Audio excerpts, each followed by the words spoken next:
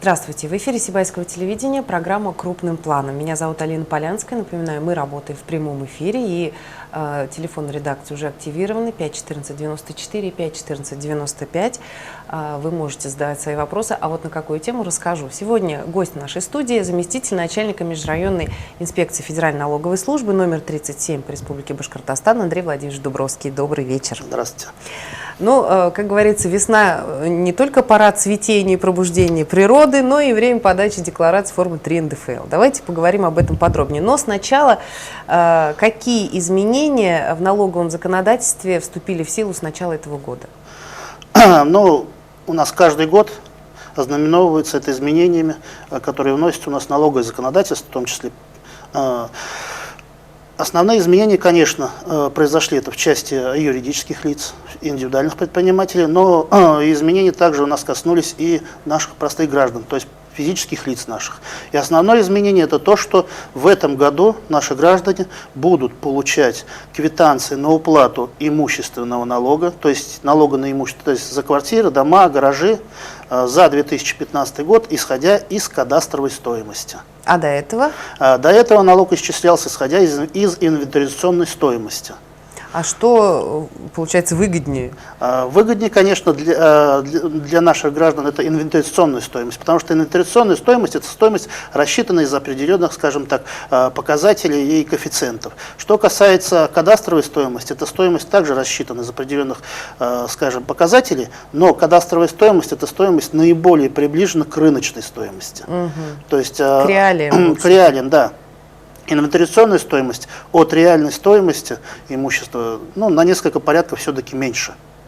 Но здесь что хотелось бы сказать, что также, с другой стороны, переход этот у нас государство сделало, скажем так, к кадастровой стоимости более плавно. То есть в течение нескольких лет это будет переход к полной уплате налога на имущество кадастровой стоимости. Например, за 2015 год применяется коэффициент к сумме исчисленного налога как 0,2. Ну, то есть 20%. То есть, но не ниже, чем инвентаризационная стоимость. То есть налог может быть точно такой же пойти, исходя из кадастровой стоимости, что и был за 2014 год. Почему? Потому что применяется там определенная методика расчета. А постепенно эта методика будет меняться? Постепенно будет меняться. Почему? Потому что за 2015 год это 20% от кадастровой стоимости, но не менее чем 20%. За 2016 год это 40%, далее 60% в следующий год, ну и, соответственно, до 100%, да. В течение 5 лет мы выйдем. То есть, в принципе, в этом году квитанции на уплату налога за имущество придут не с такими пугающими цифрами? Да, в принципе, в этом году еще будут не такие пугающие цифры, в принципе, незначительно так, как первоначально, что говорилось, когда обсуждался этот введение данного налога, исчисление, вернее, налога на имущество, исходя из кадастровой стоимости, что там в десятки раз будет. Нет, пока это будет не так сильно. Не так ощутимо. Плавный переход все-таки. Но надо быть готовым к тому, что, в общем-то, там года через 4 придется, вот если, скажем, стоимость участка, да, там 600 тысяч кадастровая, да, то через 4 года я буду платить вот налог именно с этих. Да, именно с этих, да, полностью.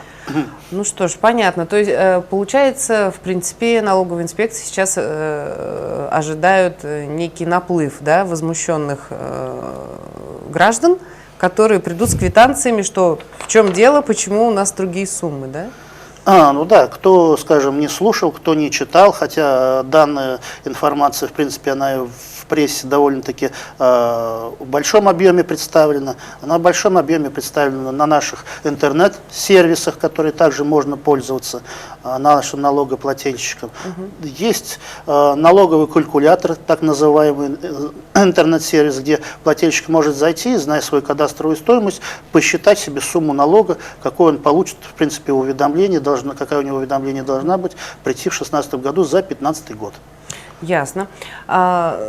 Ну, вот как я уже сказала в начале, апрель, время уплаты налогов. И какие основные виды налоговых деклараций существуют в Российской Федерации? Ну, в Российской Федерации в части налогового законодательства, скажем, виды налоговой декларации можно разделить на две категории. Да, это категории, которые у нас представляют и обязаны представлять такие налогоплательщики, как зарегистрированные, то есть юридические лица и индивидуальные предприниматели. А вторая категория – это физические лица. Вот. Физические лица у нас представляют декларацию, обязаны представлять декларацию определенной категории, здесь оговорюсь, да, это одна декларация, это декларация 3НДФ, форма 3НДФЛ, то есть форма налог на доходы физических лиц, которая представляет, в принципе, довольно-таки большое количество декларантов каждый год, то есть в зависимости от того, какие они заявляют вычеты и в связи с чем представляют декларацию. Но в среднем у нас представляет порядка 7 тысяч, 6,5-7 тысяч физических лиц декларации, вот этих деклараций в год. Ну, вот налог на доходы физических лиц. Люди работают там, на предприятии, они уплачивают налог 2 НДФЛ, да, получается? Нет. Давайте немножко разберем. Да, здесь налог на доходы физических лиц. Само название его говорит о том, что это налог, который уплачиваем мы, граждане, с доходов, который поименован у нас в 23 главе. То есть с продажи чего-то, или оказания услуг, или что? Да, в данном случае доход определяется как? Доход – это мы можем получить как и в денежном выражении, то есть деньгами, да, от выполнения тех либо иных работ, товаров, то есть от реализации работ, товаров, услуг. То есть когда мы работаем, скажем, на предприятии, да, мы что делаем? Мы продаем свои услуги по выполнению каких-то работ. Поэтому я так и говорю, что реализация товаров, работ, услуг.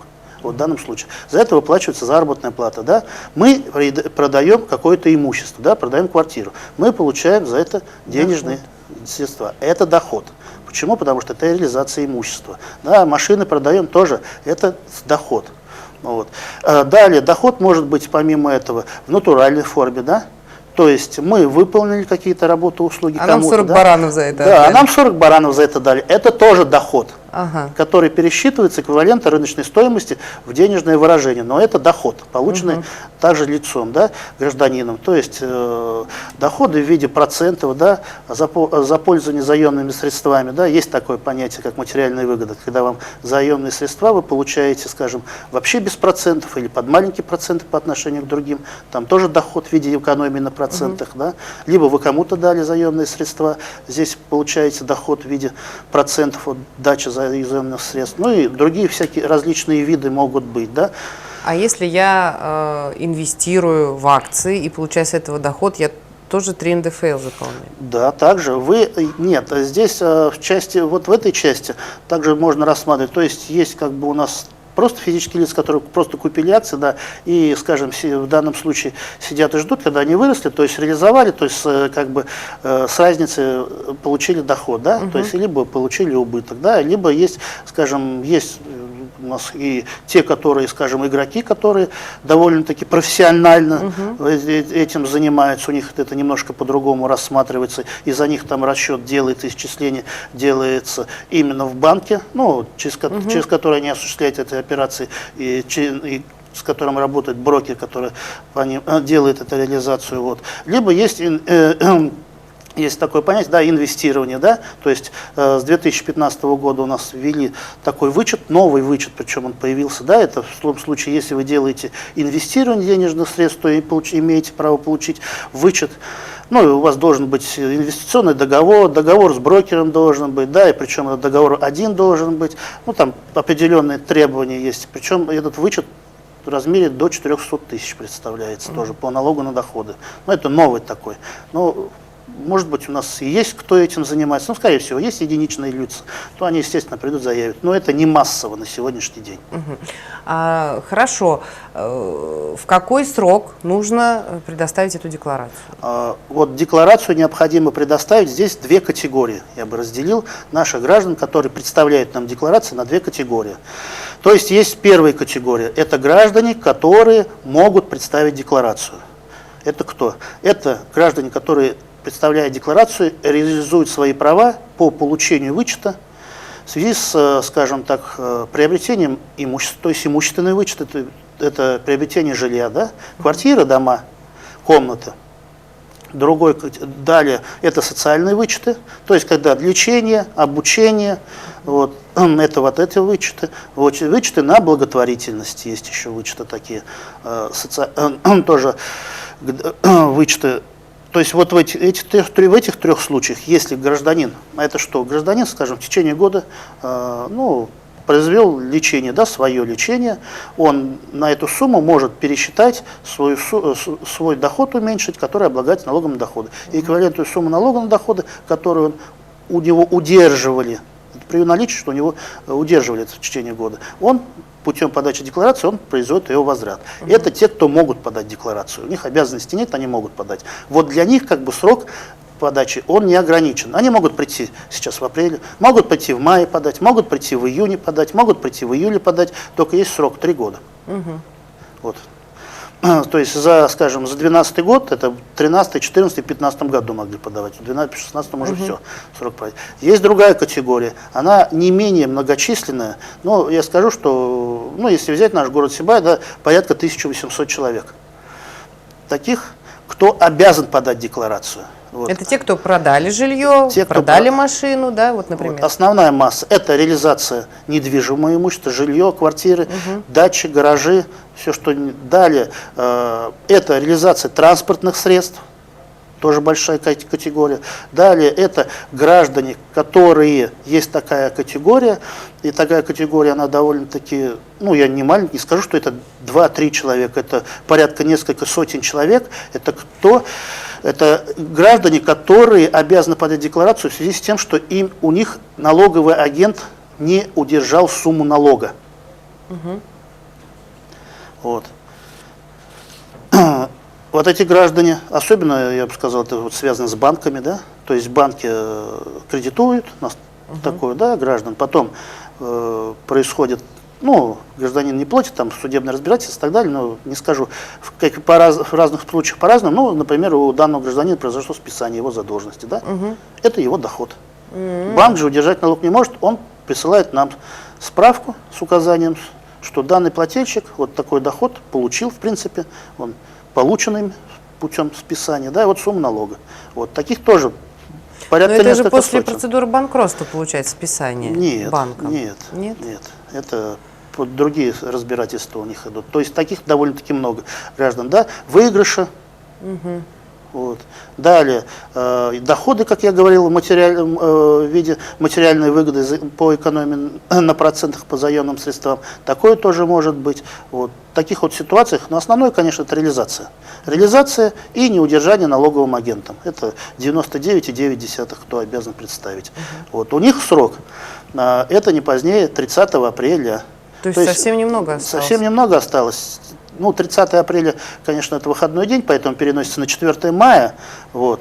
Но, будем говорить, 30 апреля всегда, потому что в кодексе так написано. Осталось буквально 2,5 недели на представление декларации. Сразу скажу, что представили из этого количества на сегодняшний момент порядка 15% всего декларации.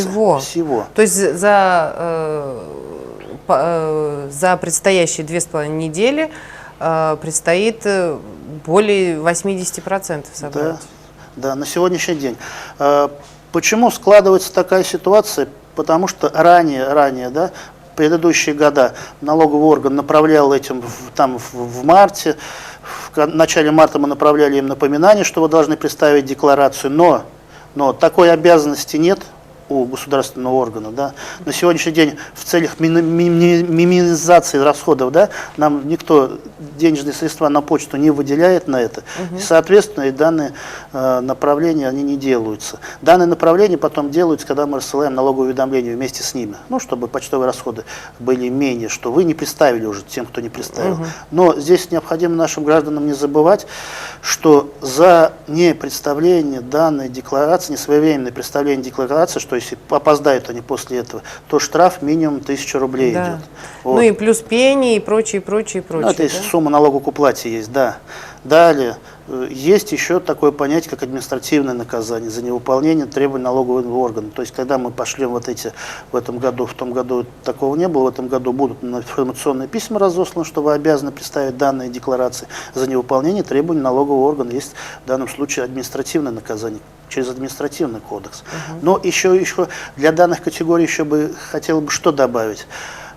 Многие считают, да не пойду я сдавать, что мне будет. Но на сегодняшний день рассматривается такие изменения, внесение таких поправок в налоговый кодекс, они еще на рассмотрение, но есть такая поправка, что в том случае, если налогоплательщик реализовал, скажем, квартиру, вот, при этом квартира находилась в собственности менее 3 лет. Вот здесь забываю сказать, что при реализации имущества обязаны представить те, у которых в собственности находилось это имущество менее 3 лет. Это авто менее... Нет, тоже менее 3 лет. Тоже менее 3 лет, да. Более 3 лет не надо представлять. Вот. И в данном случае, если находилось имущество, в данном случае, давайте возьмем, да, дом. Стоимость продал человеку, вот, скажем, за 2,5 миллиона, да, этот дом, образно так. При этом не представил налоговый орган декларацию при реализации. Находился этот дом в собственности менее 3 лет. Менее 3 лет. Вот. Причем он этот дом, скажем, давайте такой момент возьмем, что он этот дом приобретал. Когда-то приобрел за 2 миллиона, да? Но он не пошел в налоговый орган, потому что разница есть в 500 тысяч, скажет. Но не буду сдавать декларации, не будет. Вот эта поправка предусматривает то, что налоговому органу будет, ну скажем как, вменено в обязанность, в его должностные обязанности, либо разрешено, ну скажем, будет вменено, это по таким плательщикам производить самостоятельно начисление налога на доходы при непредставлении декларации. То есть в данном случае будет применена такая методика. Исходя из договорных сумм, да, то есть это 2,5 миллиона, да, минус 1 миллион вычет, который предусмотрен, из 1,5 миллиона будет насчет, и это будет законно. И вот в данном случае, если данная поправка будет введена, то вот это вот не пришел и не сдал, и тогда мы только, направив это информационное письмо, только административно можем наказать. Вот это будет уже, скажем, очень ощутимо для наших граждан, и поэтому я как призываю, необходимо прийти и сдать. Здесь вы можете заявить свои вычеты на приобретение данного жилья, либо либо имущественный вычет в размере миллиона, да? Это на недвижимое имущество, меньше 3 лет здесь находилось в собственности, да? Или транспортные средства, там 250 тысяч на транспортные средства. Получается, что налоговое законодательство в отношении неплательщиков ужесточается. Вот я уже говорила о том, что телефоны студии активированы, 514-94, 514-95, к нам активно поступают вопросы. Давайте быстро на них попробуем ответить. Пенсионерка в этом году продала квартиру. Нужно ли за 2016 год платить налог? В квартире 27 лет. Ну, в принципе, вот уже ответ прозвучал. Раз она в пользовании 27 лет, то... Вот по этому моменту хотел бы на что обратить внимание. Я еще раз сказал, находилась в собственности. Вот. Почему? Потому что есть люди, многие люди, которые нас заблуждаются, да, я эту квартиру получил когда-то в советское время, да, я в ней жил, и все считают, ну, 27 лет. А фактически эту квартиру в собственность оформили в Росреестре, да? Приватизировали, оформили, скажем, 2 года назад фактически. И считается по законодательству, что в собственности она находится 2 года. Поэтому здесь дату нахождения в собственности необходимо смотреть, ну, непосредственно по квартире, исходя из даты свидетельства о регистрации на право собственности. То есть это вот в этой зеленке? В этой зеленке, как говорят. Ясно. Да. Ветеран труда федерального значения, налог приходит уже 2 года. Почему? Разве не отменили? Ну, не понятно, на что налог? Ну, налог... И здесь я хотел бы, конечно, какой момент обратить, что сказать. Возможно, это налог на имущество, потому что про имущество я говорил, возможно, но в чем заключается здесь ситуация? В том, что льгота имеет заявительный характер. Возможно, данный человек не пришел к нам и не написал заявление на льготу. Ну да, то есть государство не знает, что, то есть налоговый орган не знает, что это ветераны. Льгота заявительный характер имеет, я еще раз говорю. Все понятно, вот. Да. Надо самим позаботиться, заявить о себе. Ну вот, кстати, про льготы. Тут сразу несколько вопросов относительно этого. Какими льготами по налогам пользуются ветераны труда? Ну и, может быть, вкратце, вообще, какие категории граждан попадают под льготы? На сегодняшний день, да, ну возьмем по отношению к 2015 году, почему? Потому что сейчас будет обложение за 2015 год. По земельному налогу у нас освобождение имеет, и то не полное освобождение, а в размере 10 тысяч кадастровой стоимости земли. Ну это незначительная сумма, я вам сразу скажу, да?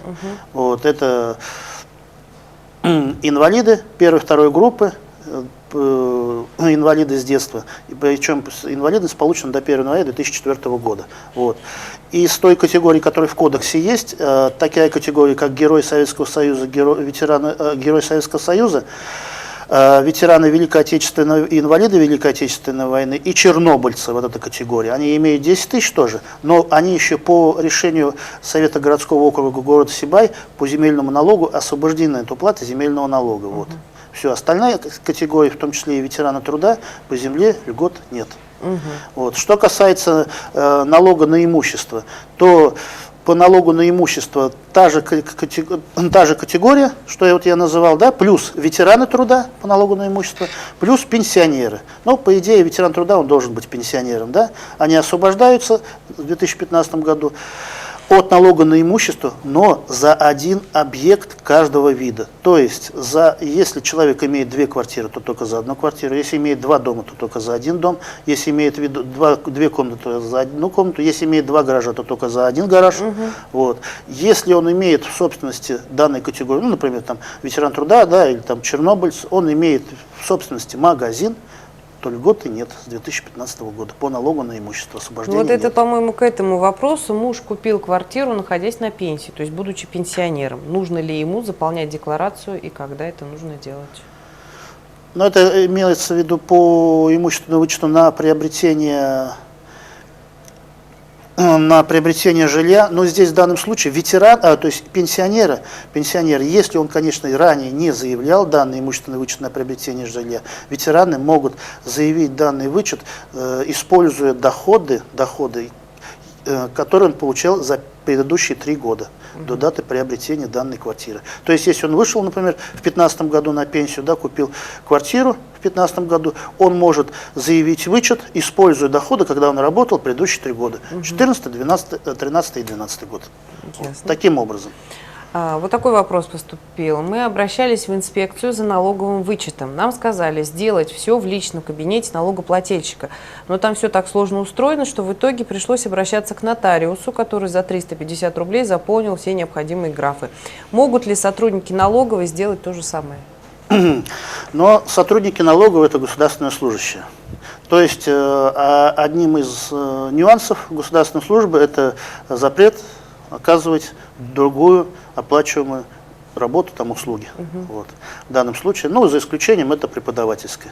И то согласие, да, работодателя. То есть, соответственно, я говорю, что не имеет права заполнить вам декларацию работники налоговой службы. Но скажем, вот разъяснить и помочь заполнить декларацию на работники налоговой службы как бы могут, но, соответственно, в определенные моменты.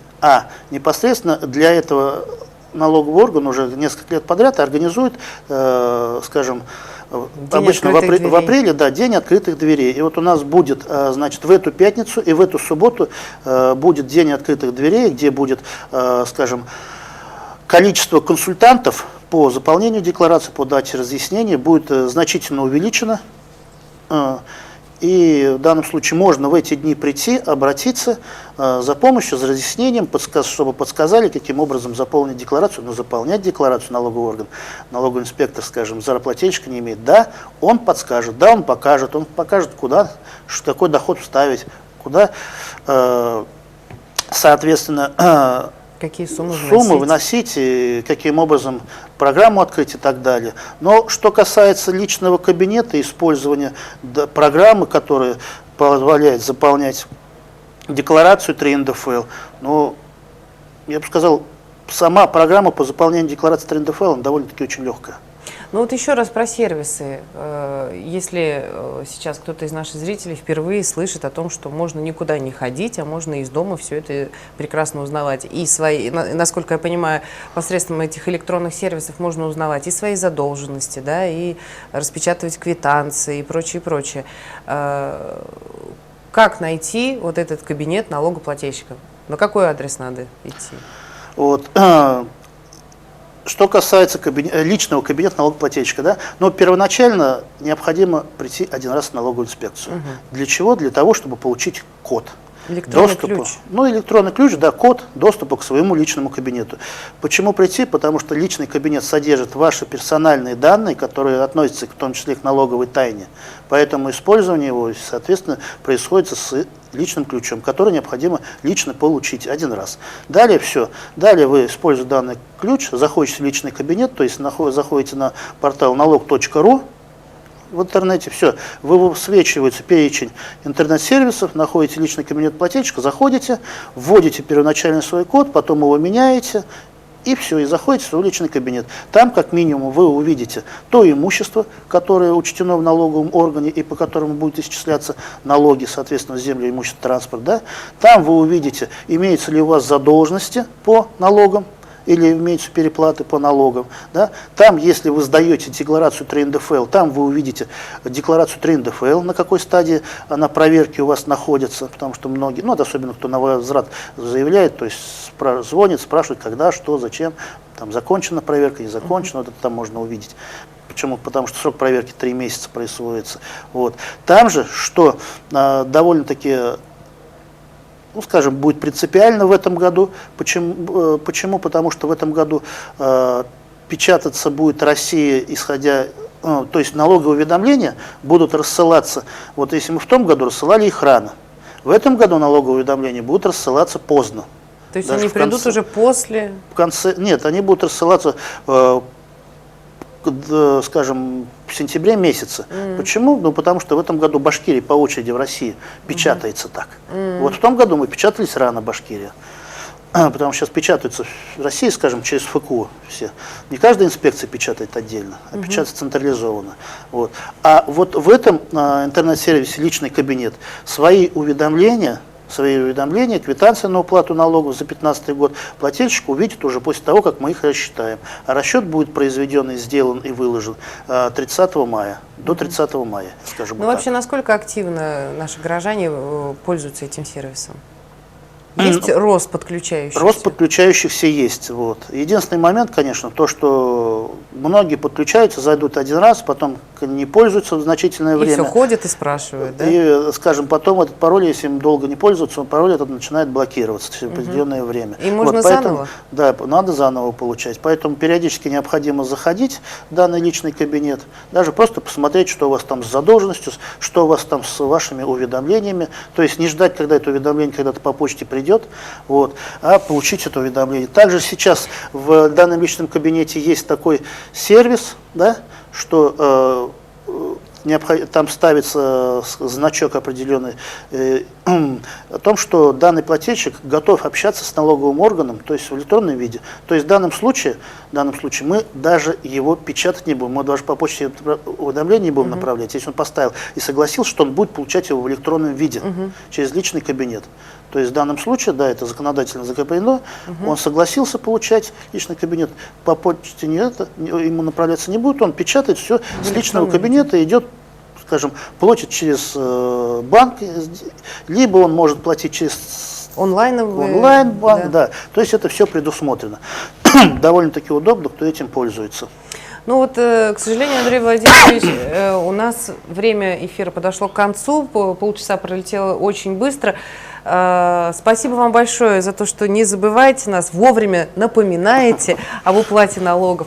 Ну а я хочу еще раз напомнить нашим телезрителям, что до 30 апреля необходимо заполнить декларацию формы 3 НДФЛ. Заплатите налоги и спите спокойно. Спасибо за беседу. Я напоминаю, что у нас в гостях сегодня был заместитель начальника межрайонной инспекции Федеральной налоговой службы номер 37 по Республике Башкортостан Андрей Владимирович Дубровский. Меня зовут Алина Полянская. Всего доброго и берегите себя.